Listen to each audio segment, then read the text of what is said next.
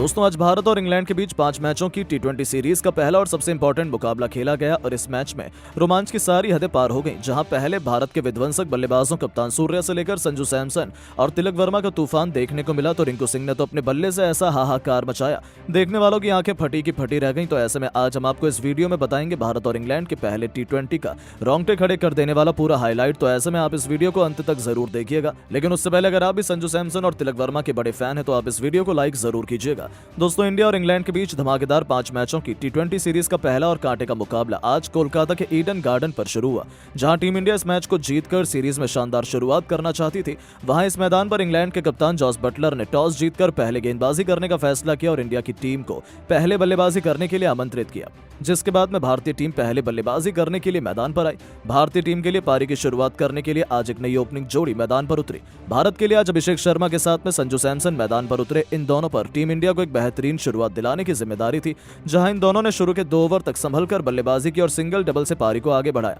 हालांकि शुरू में इंग्लैंड के गेंदबाजों ने भी कसी हुई गेंदबाजी की, लेकिन 2 ओवर के बाद में इन दोनों ने ही अपने गियर बदल दिए। खासतौर पर अभिषेक शर्मा ने एक बार फिर से अपने इरादे साफ तौर पर जाहिर कर दिए थे।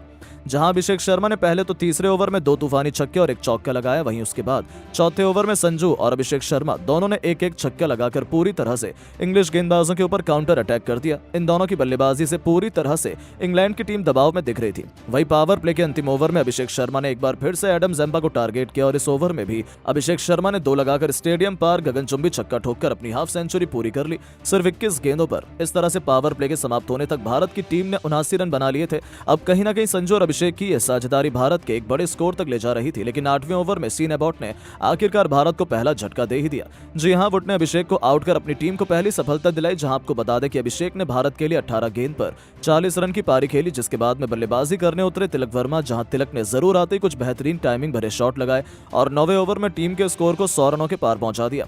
आज तो तिलक भी काफी अच्छी लय में दिख रहे थे और कड़क शॉट खेल रहे थे। फैंस भी भारत की बल्लेबाजी का भरपूर फायदा उठा रहे थे। इस तरह से 10 ओवर की समाप्ति तक इंडिया ने 108 रन बनाए, लेकिन उसके बाद में कुछ ऐसा हुआ जो किसी भी भारतीय ने नहीं सोचा था। जी हां दोस्तों, पारी के 11वें ओवर में पहली गेंद पर तिलक बड़ा शॉट खेलने गए, लेकिन उनको मार्क वुड ने अपने जाल में फंसा लिया और भारत को दूसरा झटका दे दिया। बता दें, तिलक ने टीम इंडिया के लिए सिर्फ 13 गेंदों में 300 के स्ट्राइक रेट से 39 रन की पारी खेली, जिसके बाद में बल्लेबाजी करने के लिए आए हार्दिक पांड्या ने तो अपने बल्ले से गदर मचा ही दिया। आते ही इस खिलाड़ी ने आदिल रशीद की लगातार 3 गेंद पर 3 तूफानी छक्के जड़कर इंग्लिश खेमे में हड़कंप मचा दिया। तो फिर अभिषेक शर्मा के साथ मिलकर उन्होंने तो इंग्लैंड की नाक में दम कर दिया। खासतौर पर हार्दिक तो सर पर कफर बांधकर उतरे थे, लेकिन दोस्तों उनकी रणनीति ज्यादा लंबी नहीं चली। जहां हार्दिक पांड्या केवल 16 गेंद पर 38 रनों की खौफनाक पारी खेलकर वापस लौट गए। इस दरमियान उनके बल्ले से 4 तूफानी छक्के भी निकले थे, जिसके बाद में बल्लेबाजी करने उतरे टी20 के नंबर 1 खिलाड़ी खुद कप्तान सूर्य कुमार यादव। अब सूर्य और संजू सैमसन पर टीम को एक अच्छे स्कोर तक पहुंचाने की जिम्मेदारी थी। जहां आपको बता दें कि इन दोनों ने 2 विकेट गिरने के बाद में सूझबूझ से साथ में बल्लेबाजी की और सिंगल डबल से पारी को आगे बढ़ाया। हालांकि 15वें ओवर में जरूर एक बार फिर से संजू सैमसन ने अपना हाथ खोला और इस ओवर में संजू सैमसन के बल्ले से एक बार फिर से एक चौका और 2 ताबड़तोड़ छक्के देखने को मिले।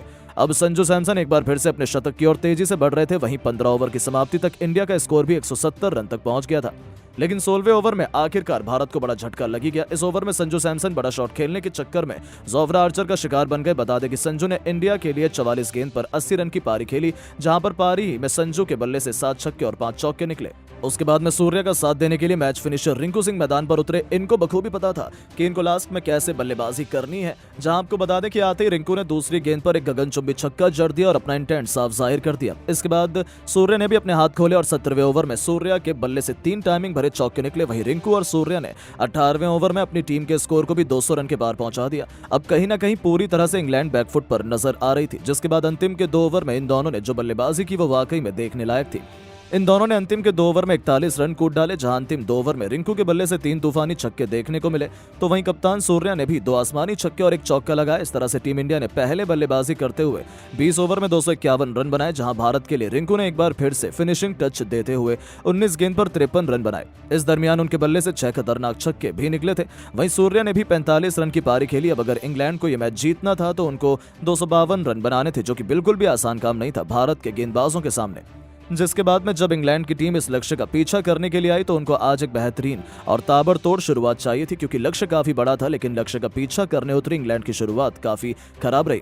पहले ओवर में जॉस बटलर को अर्शदीप सिंह ने इन स्विंग गेंद डालकर क्लीन बोल्ड कर दिया और इंडिया को पहली सफलता दिलाई। जहां आपको बता दें कि इंग्लिश कप्तान बटलर अपना खाता भी नहीं खोल पाए, जिसके बाद में बैटिंग करने के लिए आए हैरी ब्रुक ने आते ही भारत के गेंदबाजों पर काउंटर अटैक किया और उनका साथ फिल सॉल्ट ने दिया। वो एक छोर से लगातार ताबड़तोड़ बैटिंग कर रहे थे और तेजी से अपनी टीम के स्कोर को आगे बढ़ा रहे थे।